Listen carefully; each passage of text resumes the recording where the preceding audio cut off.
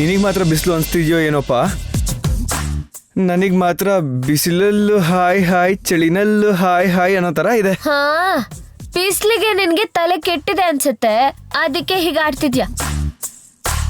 ನಿಮ್ ಅಣ್ಣ ಎಲ್ಲಿ ಇನ್ನೂ ಬಂದಿಲ್ಲ? ಸೌಂಡ್ ಬಂದ ಅನ್ಸುತ್ತೆ. ಸರಿ ಆಯ್ತು, ಬಂದ. ಎದ್ದೇಳು ಬಾ. ತಗೊಳ್ಳೋ, ನಿಮ್ಮಿಬ್ಬರಿಗೂ ಬಟ್ಟೆ ತಂದಿದ್ದೀನಿ, ಹೋಗುವಾಗ ಬದಲಾಯಿಸ್ಕೊಳ್ಳಿ. ಸರಿ ಅಣ್ಣ. ಕೊನೆಗೂ ಸಾಧಿಸ್ಬಿಟ್ರಿ. ಅಷ್ಟಕ್ಕೂ ನೀವು ಅಕ್ಕ ಇರ್ಲಿಲ್ಲ ಅಂದಿದ್ರೆ ಈ ನಾಟಕ ಆಡಕ್ ಆಗ್ತಿರ್ಲಿಲ್ಲ. ನೀವ್ ಸ್ಟಾರ್ಟ್ ಮಾಡಿದ್ರಿ, ಅತ್ತೆಯವ್ರು ನಂಬಿಟ್ರು, ಸರಿಯಾಗಿ ಹಳ್ಳಕ್ಕೂ ಬಿದ್ರು. ಅದ್ ಸರಿ, ಲೆಕ್ಕ ಕರೆಕ್ಟ್ ಆಗಿದೆಯಲ್ವಾ? ಕರೆಕ್ಟ್ ಆಗಿ 15 ಲಕ್ಷ ಇತ್ತು, ಅದನ್ನೇ ತಂದ್ವಿ. ಸರಿ, ಈಗ ಹೋಗಿ ಒಡವೆ ಬಿಡಿಸ್ಕೊಳ್ಳೋಣ ಅಂತ್ಯಾ? ಮತ್ತೆ ಅಷ್ಟೇ ತಾನೇ? ಅಷ್ಟಕ್ಕೂ ಈ ದುಡ್ಡನ್ನ ಪ್ಲಾನ್ ಮಾಡಿ ಹೊಡ್ಕೊಂಡ್ ಬಂದಿದ್ದೇನೆ ಒಡವೆ ಬಿಡ್ಸೋದಿಕ್ಕೆ ಅಂತ, ಮತ್ ಅದನ್ನ ಕೇಳ್ತಿದ್ಯಲ್ಲ. ನಡಿ ನಡಿ. ಅಲ್ಲ ಕಣ, ನೀವು ಒಂದ್ ಬೈಕ್ ತಗೊಂಡ್ಬಂದಿದ್ರೆ ಚೆನ್ನಾಗಿರ್ತಿತ್ತು. ಎಲ್ಲಿಗೆ? ಓಡೋಗ್ಬೇಕಾರೆ ಬೈಕ್ ಎತ್ಕೊಂಡು ಹೋಗು ಅಂತ ಹೇಳ್ತಿದ್ಯಾ? ನೀನ್ ಚೆನ್ನಾಗಿ ಹೇಳ್ತಿದ್ಯಾ ಅಣ್ಣ, ಸುಮ್ನೆ ನಡಿ. ಜರುಗು ಅಣ್ಣ. ಗೀತಾ, ನಿನ್ ಬಾ ಹಿಂದೆ ಕೂತ್ಕೋ. ಕೂತ್ಕೊಂಡಿದ್ದೀರಾ? ಬಟ್ಟೆ ಅಲ್ಲಿ ಬದಲಾಯಿಸ್ಕೊಂಡ್ರೆ ಆಯ್ತು. ನಡಿ ಹೋಗೋಣ.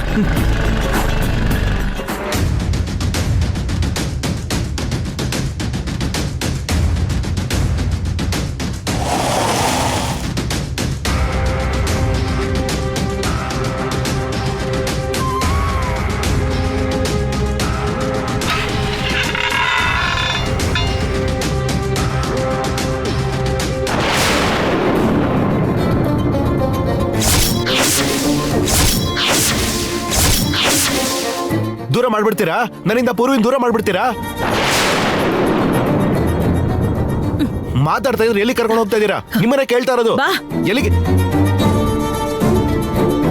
ಅಲ್ಲ, ನಿನಗೆ ಪರಿಸ್ಥಿತಿ ಅರ್ಥ ಆಗ್ತಿದ್ಯಾ? ನೀವು ನಮ್ಮನ್ನ ಅರ್ಥ ಮಾಡ್ಕೊಳ್ಳಿ. ನೋಡಪ್ಪ, ನಾನು ಹುಟ್ಟಿದ ಊರು, ಹುಟ್ಟಿದ ಮನೆನ ಮರ್ತ್ಬಿಟ್ಟು ಈ ಊರಲ್ಲಿ ಯಾಕೆ ಬದುಕ್ತಾ ಇದ್ದೀವಿ ಅಂತ ಗೊತ್ತಾ? ನಿನಗೆ ಗೊತ್ತಿಲ್ಲ. ಇಷ್ಟು ದೂರ ಬಂದು ಬದುಕೋ ಅಂತ ಅವಸ್ಥೆ ಯಾಕೆ ಬಂದಿದೆ ಅಂತ ಗೊತ್ತಾ? ಗೊತ್ತಿಲ್ಲ. ನಾವು ನಮ್ಮ ಊರನ್ ಬಿಟ್ಟು ಪರಿಚಯ ಇಲ್ದಿರೋ ಊರಲ್ಲಿ ಪರಿಚಯ ಇಲ್ದಿರೋರ್ ಮಧ್ಯೆ ಬದುಕೋದಕ್ಕೆ ಯಾಕೆ ಬಂದಿದೀವಿ ಅಂದ್ರೆ ನಮ್ಗಲ್ಲಿ ಬದುಕಕ್ಕಾಗಲ್ಲ ಅಂತ ಅಲ್ಲ. ಅದಕ್ಕೊಂದು ದೊಡ್ಡ ಕಾರಣನೇ ಇದೆ. ಇವತ್ತು ನನ್ ಗಂಡನ ಒಬ್ಬ ಸೂಕ್ಷ್ಮ ಮನಸ್ಸಿನವನಾಗಿ, ಒಬ್ಬ ಸಾಧಾರಣ ವ್ಯಕ್ತಿಯನ್ನಾಗಿ ನೋಡ್ತಾ ಇದ್ದೀವಿ. ಆದ್ರೆ ಒಂದ್ ಕಾಲದಲ್ಲಿ ಅವ್ರು ಹೀಗಿರ್ಲಿಲ್ಲ. ಈಗ ಮತ್ತೆ ಅವ್ರನ್ನ ಆ ಹಳೆ ಮನುಷ್ಯನನ್ನಾಗಿ ಮಾಡ್ಬೇಡ. ಅಲ್ಲ, ನೀವು ಹೇಳ್ತಿರೋದಾದ್ರೂ ಏನು? ನಾನೇನು ಹೇಳಲ್ಲ. 2 ಮಕ್ಕಳನ್ನ ಹೆತ್ತಿದ್ದೀನಿ.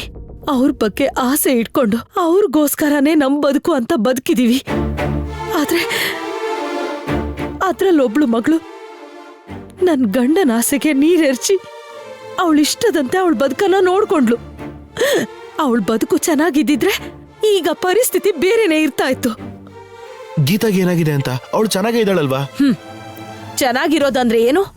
ಅಲ್ಲಿ ಏನ್ ಸುಖ ಇದೆ, ಏನ್ ಸಂತೋಷ ಇದೆ, ಏನ್ ಗೌರವ ಇದೆ? ಇಷ್ಟಪಟ್ಟವನ್ನ ಮದುವೆ ಆಗಿದ್ದಾಳೆ ಅನ್ನೋದು ಒಂದು ಬಿಟ್ರೆ ಆ ಮನೇಲಿ ಏನೂ ಇಲ್ಲ. ಎಲ್ಲದಕ್ಕೂ ಹೋರಾಡ್ಬೇಕು, ಎಲ್ಲದಕ್ಕೂ ಜಗಳ ಆಡ್ಬೇಕು, ಚೀತು ಅನ್ನಿಸ್ಕೋಬೇಕು. ಇಂಥವ್ರ ಮಧ್ಯೆ ಬದುಕ್ತಾ ಇದ್ದಾಳೆ ಅವಳು. ಕೊನೆಗೆ ನಾವು ಕೂಡ ನಿಮ್ಮಮ್ಮನ ಕೈಲಿ ಅನ್ನಿಸ್ಕೊಂಡು ಆ ಮನೆಯಿಂದ ವಾಪಸ್ ಬಂದ್ಬಿಟ್ವಿ. ಅದು ನಮ್ಮಮ್ಮ ಮಾತಾಡಿದಕ್ಕೆ, ನಾನೇನು ಕುಡಿದು ಮಾತಾಡಿದಕ್ಕೆ ನೀವು ಹೀಗೆ ಶಿಕ್ಷೆ ಕೊಡಬಾರ್ದು. ಪೂರ್ವಿ ನನಗೆ ಬೇಕು, ಪ್ಲೀಸ್. ನಿನ್ ಪೂರ್ವಿನ ಮದುವೆ ಮಾಡ್ಕೊಂಡ್ರೆ ನನ್ ಗಂಡ ಬದುಕಿರಲ್ಲ. ನನ್ ಗಂಡ ಸಾಯ್ಬೇಕು ಅಂತೀಯ? ಅವರು ಸತ್ತು ಹೋಗ್ಬಿಡ್ತಾರೆ, ಖಂಡಿತ ಸತ್ತು ಹೋಗ್ಬಿಡ್ತಾರೆ. ಅದೇ, ನೀವು ಹೀಗೆಲ್ಲ ಮಾತಾಡ್ಬೇಡಿ. ದಯವಿಟ್ಟು ಈ ಮದ್ವೆನ ತಡಿಯಕ್ ಬರ್ಬೇಡ. ಚಿಕ್ಕೋನಾದ್ರೂ ನಾನ್ ನಿನ್ ಕಾಲಿಗೆ ಬೀಳ್ತೀನಿ. ನಿನ್ ಕೈ ಮುಗ್ದು ಬೇಡ್ಕೋತೀನಿ. ಬೇಡ, ಅಟ್ಟಿ ಪಡಿಸ್ಬೇಡ. ನನ್ ದೊಡ್ಡ ಮಗಳು ನನ್ ಗಂಡನ ಇಷ್ಟದಂತೆ ಮದ್ವೆ ಆಗ್ಬಿಡ್ಲಿ. ನೀನ್ ಅಡ್ಡಿ ಪಡಿಸ್ದೇ ಇದ್ರೆ ಸಾಕು. ನಮ್ಮ ಮಗಳು ನಮ್ಮ ಮಾತನ್ನ ಕೇಳ್ತಾಳೆ. ಹೇಳು, ಹೇಳಪ್ಪ, ಅಡ್ಡಿಪಡಿಸಲ್ಲ ಅಂತ ಹೇಳು.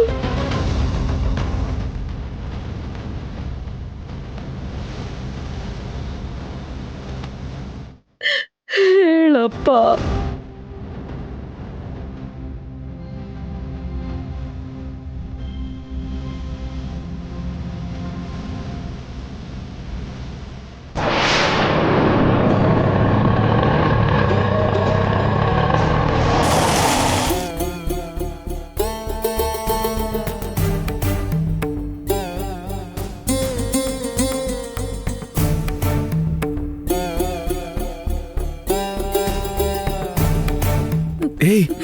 ಯಾಕೋ ಬಂದಿದ್ಯಾ ಇಲ್ಲಿಗೆ? ನೀ ಯಾವಾಗ ಬಂದೆ? ಇವಾಗ್ಲೇ ಏನಕ್ಕೆ ಬಂದೆ? ಅತ್ತೆ ಇವನೇ ನಿಮಗೆ ತೊಂದರೆ ಕೊಡ್ಲಿಲ್ಲ ಅಲ್ವಾ? ಏನಾಯ್ತತ್ತೆ? ಏನೂ ಇಲ್ಲಪ್ಪ. ಅಮ್ಮ, ಅವತ್ತು ಬಾಲಾಜಿ ಅಪ್ಪಂಗೆ ಹಿಂಸೆ ಕೊಟ್ಟಿದ್ದಕ್ಕೆ ಬಾಲಾಜಿಗೆ ತುಂಬಾ ಬೇಜಾರಾಯ್ತು. ಇದ್ಯಾವುದನ್ನು ಮನ್ಸಲ್ಲಿ ಇಟ್ಕೋಬೇಡ ಅಂತ ಅಪ್ಪಂಗೆ ಹೇಳು. ಅಪ್ಪ ಯಾವತ್ತೂ ನನ್ನ ನೋಡ್ಬೇಡ, ಮಾತಾಡ್ಬೇಡ ಅಂತ ಹೇಳ್ಬಿಟ್ರು. ಅಂತ ತಪ್ಪು ನಾನು ಏನ್ ಮಾಡಿದ್ನಮ್ಮ? ಅವ್ರು ಹೇಳಿದ್ರೆ ನಾನು ಬರ್ದೇ ಇರ್ತೀನ? ನಾನು ನೋಡ್ದೆ ಹಾಗೆ ಇರ್ತೀನ? ನಾನು ಬರ್ತೀನಿ, ನಾನು ಮಾತು ಆಡಿಸ್ತೀನಿ. ಅವ್ರು ನನ್ನ ಮಾತಾಡಿಸ್ತಾ ಇದ್ರು ಸರಿ, ಅವ್ರ ಮುಂದೆ ನಿಂತ್ಕೋತೀನಿ. ಯಾಕೆ? ಮಗಳ ಮೇಲೆ ಅಷ್ಟೊಂದು ಕೋಪನ ಅವ್ರಿಗೆ? ಅವ್ರ ಹೊಟ್ಟೆಲ್ ಹುಟ್ಟಿದ್ರು ನಾನು ಅವ್ರ ತರ ಹಠ ಮಾಡ್ತಿಲ್ಲ. ಅವ್ರು ನನ್ನ ಬೇಡ ಅನ್ಕೊಂಡ್ರು ನಾನ್ ಬೇಡ ಅನ್ಕೊಳಲ್ಲ. ಕೇಳಿದ್ರಲ್ಲ ಕೋಪದಿಂದ, ನನ್ ದೊಡ್ಡ ಮಗಳು ಮದ್ವೆ ಮಾಡಿಸ್ಬೇಕು, ನಿನ್ ಜೀವನ ನೀನ್ ಹೇಗಾದ್ರೂ ನೋಡ್ಕೋ, ನೀನ್ ಏನ್ ಮಾಡ್ತೀಯೋ ಗೊತ್ತಿಲ್ಲ, ಪೂರ್ವಿ ಒಡವೆನ ಬಿಡಿಸ್ಕೊಡು ಅಂದ್ರಲ್ಲ. ತಂದಿದ್ದೀವಿ, ತಗೊಳಮ್ಮ ಇದನ್ನ.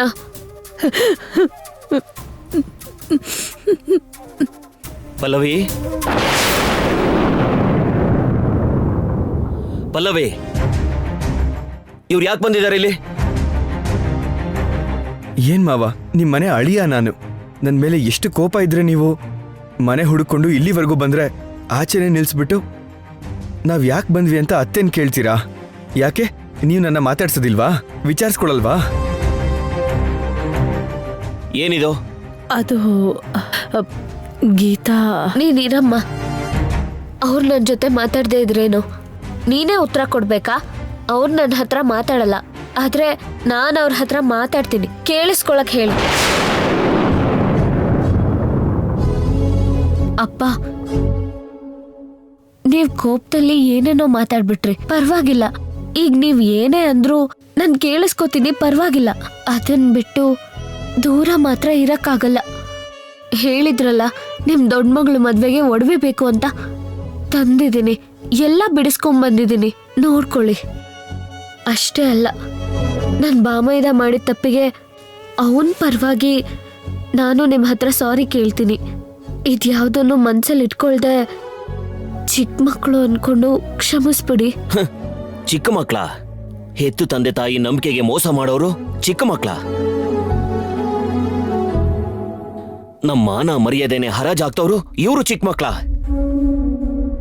ಸರಿ, ಚಿಕ್ಕ ಮಕ್ಳು ಅಲ್ದೇ ಇದ್ರುವೆ ನಿಮಗಿಂತ ವಯಸ್ಸಲ್ಲಿ ಚಿಕ್ಕವ್ರೆ ತಾನೆ. ಏನೋ ಬುದ್ಧಿ ಇಲ್ದಂಗೆ ಒಂದೆರಡು ಮಾತು ಅಂದಿರ್ಬೋದಪ್ಪ, ತಪ್ಪು ಮಾಡಿರ್ಬೋದಪ್ಪ. ದೊಡ್ಡ ಮನ್ಸು ಮಾಡಿ ನೀವು ಕ್ಷಮಿಸ್ಬಿಡಿ. ಅದ್ರ ಬಗ್ಗೆ ಎಲ್ಲ ನಾವಿನ್ನೂ ಮಾತಾಡ್ಕೊಂಡು ಹೀಗೆ ಇದ್ರೆ ಹೆಂಗೆ? ಮನೆವರೆಗೂ ಬಂದಿದ್ದೀವಿ, ನಮ್ಮನ್ನ ಒಳಗಡೆ ಕರೆಯಲ್ವಾ? ಬೇರೆ ಸಮಯದಲ್ಲಿ ಕರಿತಾ ಇರ್ಲಿಲ್ಲ, ಈಗ ಸರಿಯಾದ ಸಮಯಕ್ಕೆ ಬಂದಿದ್ದೀರಾ. ಒಡವೆಗಳನ್ನು ಬೇರೆ ತಂದಿದ್ದೀರಾ. ಪಲ್ಲವಿ, ನಿನ್ನ ಮಗಳಿಗೆ ಹೇಳು, ಸರಿಯಾದ ಸಮಯಕ್ಕೆ ಒಡವೆಗಳನ್ನ ತಗೊಂಡು ಬಂದು ದೊಡ್ಡ ಉಪಕಾರ ಮಾಡಿದ್ದಾರೆ, ಅವ್ರಿಗೆ ದೊಡ್ಡ ನಮಸ್ಕಾರ ಅಂತ ಹೇಳು. ಯಾಕಪ್ಪ ಹೀಗ್ ಮಾತಾಡ್ತಿದ್ದೀರಾ? ಅಷ್ಟೇ, ನಾನು ಹೀಗೆ ಮಾತಾಡೋದು.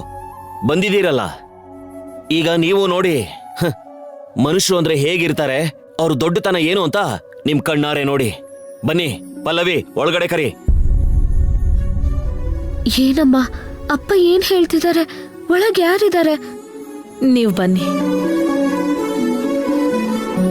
ಏಯ್, ಅಲ್ಲೇ ನಿಂತ್ಕೊಂಡಿದ್ಯಲ್ಲೋ, ಕರೆದ್ರು ತಾನೇ, ಒಳಗಡೆ ಬಾ ಬಾ.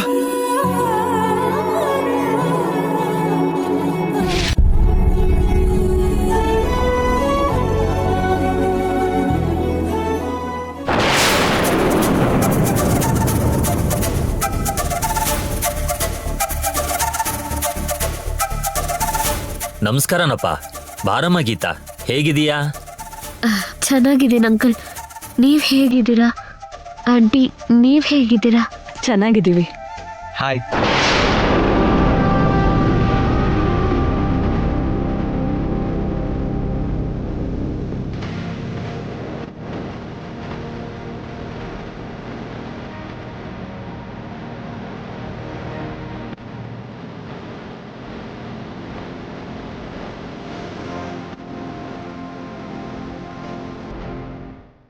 ಏನು ನೀವು ಮಾತ್ರ ಬಂದ್ರಾ? ನಿಮ್ಮ ಅತ್ತೆ ಮನೆಯವ್ರು ಯಾರೂ ಬಂದಿಲ್ವಾ?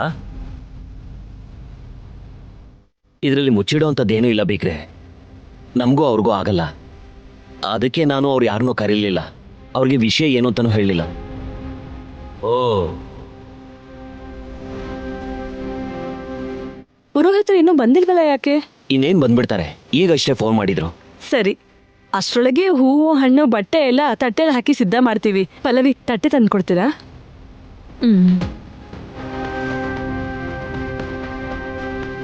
ಅಪ್ಪ, ಪುರೋಹಿತರು ಯಾಕಪ್ಪ?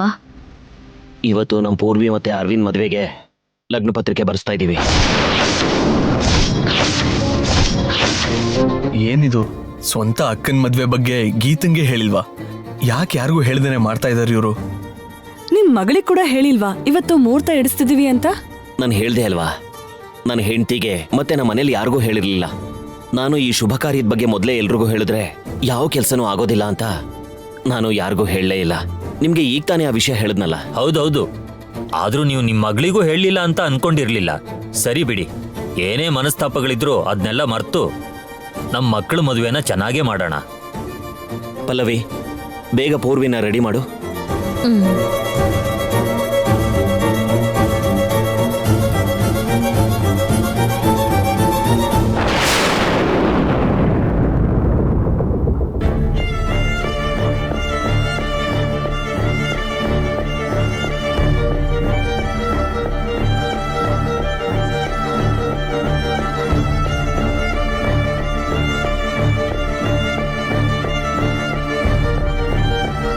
ಏನು ಎಲ್ಲ ಅನುಮಾನಾಸ್ಪದವಾಗಿದೆಯಲ್ಲ. ಗೀತಾ ಗೋವಿಂದ್ ಕೂಡ ನಾರ್ಮಲ್ ಆಗಿಲ್ಲ. ಏನ್ ನಡೀತಾ ಇದೆ ಇಲ್ಲಿ?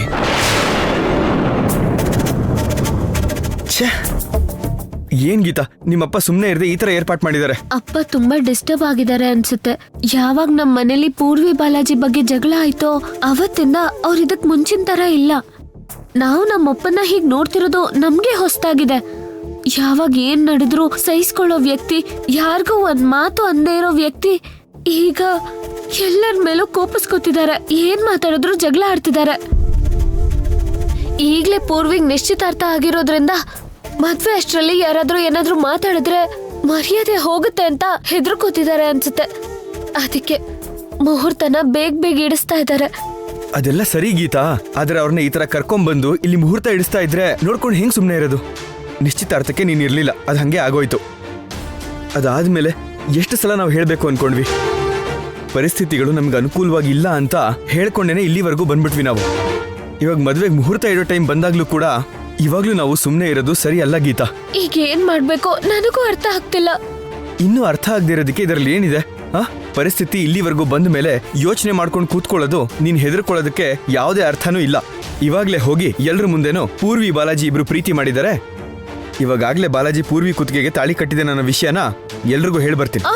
ಅಯ್ಯಯ್ಯೋ, ಆ ವಿಷಯ ನೀನ್ ಈಗ್ಲೇ ಇದ್ದಕ್ಕಿದ್ದಾಗೆ ಹೇಳ್ಬಿಟ್ರೆ ನಮ್ಮಪ್ಪ ತಡ್ಕೊಳ್ಳಲ್ಲ. ಅವ್ರು ಏನ್ ಮಾಡ್ತಾರೋ ಅದು ಗೊತ್ತಿಲ್ಲ. ಏನ್ ಬೇಕಾದ್ರೂ ಮಾಡ್ಲಿ, ನೋಡ್ತಾ ನೋಡ್ತಾ ಅವ್ರಿಬ್ರು ಜೀವನನು ಹಾಳು ಮಾಡುವಂತೀಯಾ? ಅವ್ರಿಬ್ರು ಜೀವನದ ಬಗ್ಗೆ ನನಗೂ ಚಿಂತೆ ಇದೆ. ಆದ್ರೆ ಈಗ ಈ ವಿಷಯ ಇದ್ದಕ್ಕಿದ್ದಾಗೆ ಹೇಳೋದ್ ಕೂಡ ಕರೆಕ್ಟ್ ಅಲ್ಲ ಅಂತ ನನಗೆ ಅನ್ನಿಸ್ತಿದೆ. ಹೇಳ್ದಂಗೆ ಇನ್ನೇನ್ ಮಾಡ್ತೀಯಾ? ನನಗೇನು ತೋಚ್ತಾನೆ ಇಲ್ಲ. ನೀನ್ ಯಾವುದೇ ರೀತಿನಲ್ಲಿ ಯೋಚನೆ ಮಾಡಿದ್ರು ಇವಾಗ ಹೋಗಿ ನಿಜ ಹೇಳೋದನ್ನ ಬಿಟ್ಟು ಬೇರೆ ದಾರಿನೇ ಇಲ್ಲ. ಬೇರೆ ಏನು ಮಾಡಕ್ ಆಗಲ್ಲ ಗೀತಾ. ಅದ್ ಹಾಗಲ್ಲ. ಈಗ ವಿಷಯ ಅರವಿಂದ್ ಅಪ್ಪ ಅಮ್ಮನ ಮುಂದೆ ಹೇಳೋದು ಸರಿ ಅಲ್ಲ. ಅದು ಅಪ್ಪನ್ನ ಇನ್ನೂ ಕುಗ್ಗಿಸ್ಬಿಡುತ್ತೆ. ಏನ್ ಗೀತಾ, ಇವಾಗ ಅವ್ರ ಮುಹೂರ್ತ ಹಿಡ್ದಂಗೆ ನಾವ್ ಹೆಂಗ್ ತಡಿಯಕ್ಕಾಗತ್ತೆ? ನಿಲ್ಸೋದಕ್ಕೆ ಏನಾದ್ರೂ ಉಪಾಯ ಹುಡುಕಿ. ಇವಾಗ ಈ ಮುಹೂರ್ತನ ನಾವು ತಡೆಯೋದಕ್ಕೆ ಯಾವ ಉಪಾಯನೂ ಕೆಲಸ ಮಾಡಲ್ಲ, ಯಾವ ಐಡಿಯಾನೂ ಮಾಡಕ್ಕಾಗಲ್ಲ. ನಿಜನ ಬಚ್ಚಿಟ್ಟು ಪರಿಸ್ಥಿತಿನ ಇನ್ನೂ ಹಾಳು ಮಾಡೋದಕ್ಕಿಂತ ನಿಜ ಹೇಳ್ಬಿಡೋದೇ ಬೆಟರ್. ಆದ್ರೆ ನನಗ್ ತುಂಬಾ ಭಯ ಆಗ್ತಿದೆ.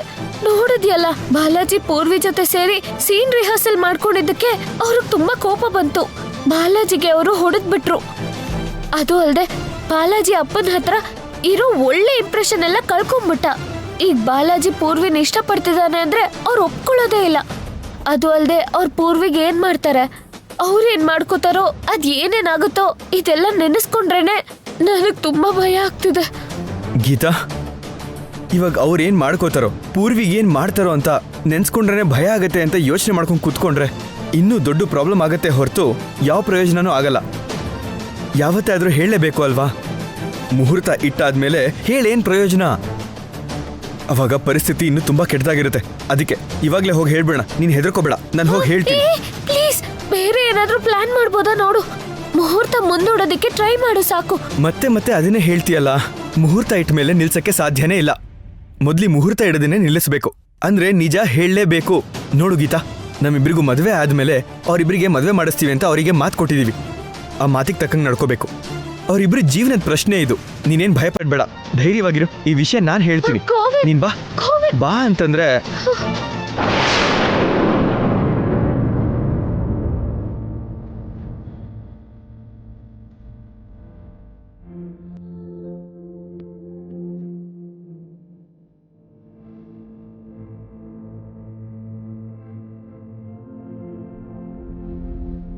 ಬೀಗ್ರೆ, ನಮ್ಮ ಮಗಳಿಗೆ ನಾವು ಕೊಡ್ಬೇಕು ಅನ್ಕೊಂಡಿದ್ ಒಡವೆನೂ ಕೂಡ ಬ್ಯಾಂಕಿಂದ ನಾವು ಈಗ ಬಿಡಿಸ್ಕೊಂಡು ಬಂದಿದ್ದೀವಿ. ಈಗ ಎಲ್ಲನೂ ರೆಡಿ ಆಗಿದೆ. ಬೇಕು ಅಂದ್ರೆ ನೀವು ಒಂದ್ಸಲ ನೋಡ್ಬೋದು. ಅಯ್ಯೋ, ನಿಮ್ಮ ಮಾತಿನ ಮೇಲೆ ನಂಬಿಕೆ ಇಲ್ಲ ಅಂದ್ರೆ ಹೇಗೆ? ಹೇಳಿದ್ರಲ್ಲ ನೀವು ಅದನ್ನ ಬಿಡಿಸ್ತೀನಿ ಅಂತ.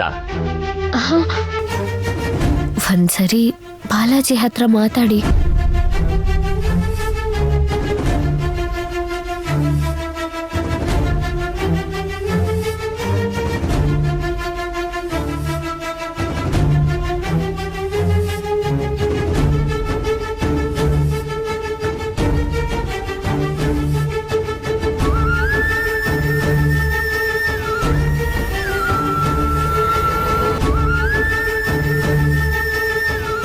ಪೂರ್ವಿ, ಈಗ ನೀನು ಅಳೋದನ್ನ ನಿಲ್ಲಿಸಿ ಮುಂದೆ ಜೀವನದಲ್ಲಿ ಹೇಗಿರ್ಬೇಕು ಅನ್ನೋದನ್ನ ಯೋಚನೆ ಮಾಡೋದು ಒಳ್ಳೇದು.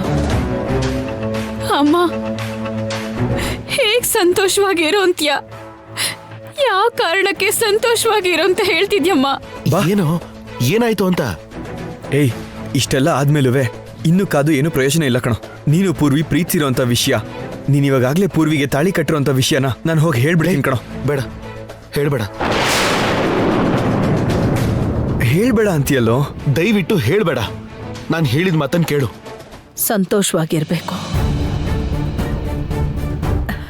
ಅದಲ್ಲದೆ ಬೇರೆ ದಾರಿನೇ ಇಲ್ಲ ಹೆಣ್ಮಕ್ಳಿಗೆ. ಮದುವೆ ವಯಸ್ಸಿಗೆ ಬಂದ್ಮೇಲೆ ಹೆಣ್ಮಕ್ಳು ವಿಧವಾಗಿ ಯೋಚನೆ ಮಾಡ್ಬೋದು, ಕನ್ಸನ್ನ ಕಾಣ್ಬೋದು. ಆದ್ರೆ ಆ ಯೋಚನೆಗಳು ಯಾವತ್ತೂ ನಿಜ ಆಗಲ್ಲ. ಕನ್ಸು ನನ್ಸ ಆಗಲ್ಲ. ಕನ್ಸು ಯಾವತ್ತೂ ಕನ್ಸಾಗೆ ಉಳಿದು ಹೋಗುತ್ತೆ. ಅಂದವಾದ ಕನ್ಸು ಕಣ್ಣಲ್ಲ ಅಂತ, ಆ ಕನ್ಸು ನಿಜ ಆಗಿಲ್ಲ ಅಂತ ನೊಂದ್ಕೊಳ್ಳೋದನ್ನ ಬಿಟ್ಟು ವಾಸ್ತವದಲ್ಲಿ ಸಂತೋಷವಾಗಿ ಬದುಕೋದನ್ನ ಅಭ್ಯಾಸ ಮಾಡ್ಕೊಳ್ಳೋದು ಒಳ್ಳೇದು. ಇದೆಲ್ಲ ಹೇಳೋದಕ್ಕೆ ಚೆನ್ನಾಗೇ ಇರತ್ತೆ ಅಮ್ಮ. ನೀನು ಹೆಣ್ಮಗಳೇ ಅಲ್ವಾ? ಅಪ್ಪನ್ಗೆ ಈ ವಿಷಯ ಯಾಕೆ ಹೇಳ್ತಿಲ್ಲ? ನಿನಗೆ ನನ್ನನ್ನು ನೋಡಿದ್ರೆ ಬೇಜಾರಾಗ್ತಿಲ್ವಾ? ಇದು ತಪ್ಪು ಅಂತ ನಿನಗೆ ಅನ್ನಿಸ್ತಿಲ್ವಾ? ನಾನು ಹೆಣ್ಣಲ್ವೇನೆ, ನನಗೂ ಎಲ್ಲ ಅರ್ಥ ಆಗತ್ತೆ. ಆದ್ರೆ ಎಂತ ತಂದೆ ಆದ್ರೂ ಆ ತಂದೆಯಲ್ಲೂ ಒಂದ್ ಮಗು ಇರುತ್ತೆ. ಹೆಣ್ಮಕ್ಳ ಮನ್ಸು ಯಾವತ್ತೂ ಅರ್ಥ ಆಗಲ್ಲ. ನಿಮ್ಮಪ್ಪನ್ಗೆ ಹೇಳಿ ಈ ಮದುವೆನ ನಿಲ್ಸೋ ಪ್ರಯತ್ನ ಪಟ್ಟು ಅವ್ರ ಪ್ರಾಣ ಹೋಗೋ ತರ ಮಾಡ್ಬೇಕಾ? ನೀನ್ ಅರವಿಂದ್ ಜೊತೆ ಮದುವೆ ಆಗಿ ಅವ್ರ ಪ್ರಾಣನ ಕಾಪಾಡ್ಕೋಬೇಕಾ ಅಂತ ಯೋಚಿಸಿದ್ರೆ ನಿಮ್ಮಪ್ಪನ ಪ್ರಾಣನೇ ಮುಖ್ಯ ಅಂತ ನನಗನ್ನಿಸ್ತಿದೆ. ಹೇಳು, ನಿಮ್ಮಪ್ಪನ ಪ್ರಾಣಕ್ಕೆ ಅಪಾಯ ತರಬೇಕಾ? ಅಮ್ಮ, ಯಾಕಮ್ಮ ಹೀಗೆ? ಏಯ್, ಇವಾಗ್ಲೂ ನೀನ್ ಸುಮ್ನೆ ಇದ್ದೆ ಅಂತ ಅಂದ್ರೆ ಆಮೇಲೆ ಏನು ಮಾಡಕ್ಕಾಗಲ್ವೋ? ಕೈ ಮೀರ್ ಹೋಗ್ಬಿಡತ್ತೆ. ಈಗಲೇ ಕೈ ಮೀರಿ ಹೊರಟೋಗಿದೆ. ಪೂರ್ವಿ ಅವರಮ್ಮ ಈ ಮದುವೆ ನಿಲ್ಲಿಸ್ಬೇಡ ಅಂತ ನನ್ನ ಕಾಲಿಗೆ ಬಿದ್ದು ಕೇಳ್ಕೊಂಡ್ರು. ಅವ್ರ ಗಂಡನ ಪ್ರಾಣನ ತಗೋಬೇಡ ಅಂತ ಬೇಡ್ಕೋತಾ ಇದ್ದಾರೆ. ಇನ್ನೇನ್ ಮಾಡು ಅಂತೀಯೋ? ಹಾ, ದೊಡ್ಡವರು ಕಾಲಿಗೆ ಬಿದ್ದು ಕೇಳ್ಕೊತಾ ಇದ್ರೆ ನಂದೇ ಮುಖ್ಯ ಅಂತ ಹೇಳೋಕ್ಕಾಗತ್ತಾ? ಒಬ್ರು ಸಾಯೋದಕ್ಕೆ ಸಿದ್ಧವಾಗಿದ್ದಾರೆ ಅಂತಂದ್ರೆ ಸಾಯಿಸ್ಬಿಡು ಅಂತೀಯಾ? ಏಯ್, ಅದೆಲ್ಲ ನಿನ್ ಬಾಯಿ ಮುಚ್ಚೋದಿಕ್ಕೆ, ನಿನ್ನ ಸುಮ್ನೆ ಹಾಕ್ಸೋದಿಕ್ಕೆ ಹೇಳಿರೋ ಮಾತುಗಳು. ನೀ ಅದೆಲ್ಲ ತಲೆಗೆ ಹಾಕೋಬೇಡ, ನಾನು ಹೋಗಿ ಹೇಳ್ತೀನಿ. ಬೇಡ, ಅವ್ರ ಮಗಳನ್ನ ನನಗೆ ಕೊಟ್ಟು ಮದುವೆ ಮಾಡಿ ಅನ್ನೋದಕ್ಕೆ ನನಗೆ ಯಾವ ಅರ್ಹತೆನೂ ಇಲ್ಲ. ನಾನೇ ಮಧ್ಯ ಬರೋದಿಲ್ಲ ಅಂತ ಹೇಳಿ ಅವ್ರಿಗೆ ಮಾತು ಕೊಟ್ಟಿದ್ದೀನಿ. ದಯವಿಟ್ಟು ನನ್ನ ಮಾತು ಉಳಿಸ್ಕೊಳಕ್ ಬಿಡು. ಏಯ್, ನಿನ್ಗೇನಾದ್ರು ಹುಚ್ಚೇನೋ? ಅಮ್ಮ, ಪ್ಲೀಸ್ ಅಮ್ಮ, ಬಾಲಾಜಿ ಜೊತೆ ಅಲ್ದೆ ನಾನು ಯಾರ ಜೊತೆನೂ ಬದುಕಲ್ಲಮ್ಮ. ಬದುಕ್ಬೇಕು, ಕುಟುಂಬದ ಗೌರವ ಕಾಪಾಡಬೇಕು ಅಂದ್ರೆ, ನಿಮ್ಮಪ್ಪನ ಪ್ರಾಣ ಉಳಿಸ್ಕೋಬೇಕು ಅಂದ್ರೆ ನೀನ್ ಈ ಮದ್ವೆಗೆ ಒಪ್ಕೊಳ್ಳೇಬೇಕು. ಬಾಲಾಜಿ, ನಾನು ಹೇಳೋದನ್ನ ಕೇಳೋ. ನಾನು ಹೋಗಿ ಮಾತಾಡ್ತೀನಿ. ಅರವಿಂದ್ಗೆ, ಅರವಿಂದ್ ಅವ್ರ ಕುಟುಂಬದವ್ರಿಗೆ ನಾನು ಹೇಳ್ತೀನಿ. ನನ್ನ ವಿಷಯ ಹೇಳಿದೆ ಅಂತಂದ್ರೆ ಅವ್ರಿಗೆ ಬೇರೆ ದಾರಿನೂ ಇರಲ್ಲ ಕಣೋ. ಇವಾಗಲೇ ನೀನು ಪೂರ್ವಿ ಕುತ್ತಿಗೆಗೆ ತಾಳಿ ಕಟ್ಟಿದ್ಯಾ ಅಂತ ಹೇಳಿದ್ರೆ ಅವ್ರು ತಾನೇ ಏನು ಮಾಡ್ತಾರೆ? ಬೇಡ ಅಂದ್ಬಿಟ್ಟು ಹೋಗ್ತಾರೆ ಅಷ್ಟೇ. ಅದಾದ್ಮೇಲೆ ಪೂರ್ವಿಗೆ ಮದುವೆ ನಡೆಯಲ್ಲ. ನಿನಗೆ ಕೊಟ್ಟು ಮದುವೆ ಮಾಡೋದ್ ಬಿಟ್ಟು ಅವ್ರಿಗೆ ಬೇರೆ ಆಪ್ಷನ್ನೇ ಇರಲ್ಲ. ಹಾಗೆ ನಡೆದ್ರೆ ಪೂರ್ವಿ ಸಂತೋಷವಾಗಿ ಇರ್ಬೇಕಲ್ವೇನೋ? ತಂದೆನ ಕಳ್ಕೊಂಡು ನನ್ನ ಜೊತೆ ಸಂತೋಷವಾಗಿ ಹೇಗೋ ಇರ್ತಾಳೆ.